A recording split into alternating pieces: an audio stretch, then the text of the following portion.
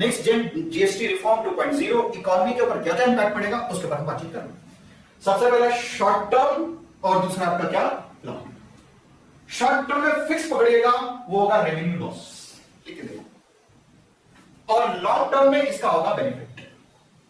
अब short term में revenue loss कैसे मैं आपको बताता हूं, ध्यान दीजिए। इस पूरी चीज को हमें दो चीज से समझना, दो कंपोनेंट है। सबसे पहला मिडिल क्लास जो हमारे इकोनॉमी का कैथलिक एजेंट है, कैथलिक नहीं बोल रहा, कैथलिक बोल रहा हूं, और दूसरा है फिजिकल मैनेजमेंट।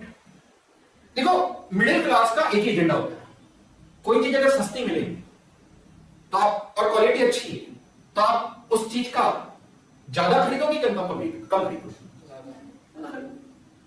और दूसरे तरफ भारत सरकार का physical management government of India का ऐसे समझने की कोशिश की कि भारत सरकार का इस फिजिकल मैनेजमेंट के तहत इनकम लगातार एनहांस करती और एक्सपेंडिचर को मैनेज करती। अब ये जो जीएसटी रिफॉर्म लेके आ रही है मैं आपको फिक्स बता रहा हूं, Q3 Q4 भारत सरकार का यानी कि 3 महीने 6 महीने खराब होंगे। क्योंकि रेवेन्यू लॉस पड़े। रेवेन्यू लॉस का मतलब ये होता है कि जो गुड्स एंड सर्विसेज के लिए अधिक भारत सरकार उपरोहण करती थी, लेवेट करती थी, वो कम करेगी। तो समझने की कोशिश कीजिए 1 या 2 क्वार्टर तो खराब होगा, यानी कि कहीं ना कहीं भारत सरकार का इनकम क्या होगी, कम, ऐसा माना जाता है। और एक और चीज हो सकती है, थ्योरी चल सकती है कि हो सकता है कि खरीदी बढ़ जाए तो जो लॉस है वॉल्यूम क्या हो जाएगा, बढ़ जाए। मैंने उदाहरण दिया था पिज्जा और दूसरा क्या, समोसा वाले को वॉल्यूम बढ़ा, वैसे ही यहां पे दोनों चीज हो सकती है।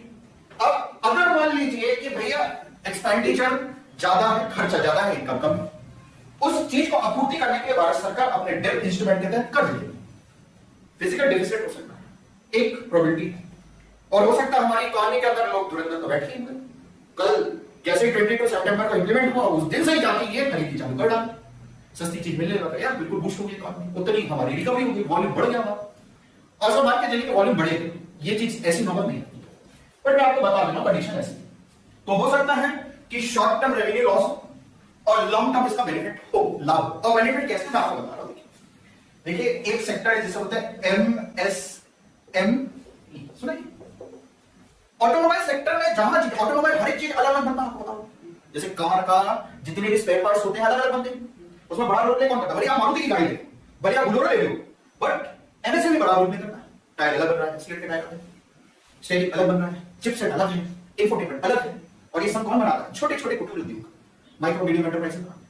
अब ये जो एंटरप्राइजेस है, इतना समझने की कोशिश कीजिए कि अगर ऑटोमोबाइल सेक्टर में बूस्ट आए तो इनके अंदर भी बूस्ट आए, और इनके अंदर जब बूस्ट आएगा तो स्वाभाविक सी बात है रेवेन्यू कलेक्शन घटेगा कि बढ़ेगा, एम्प्लॉयमेंट भी, जब एम्प्लॉयमेंट भी बढ़ेगा, एक इकोनॉमिक का साइकिल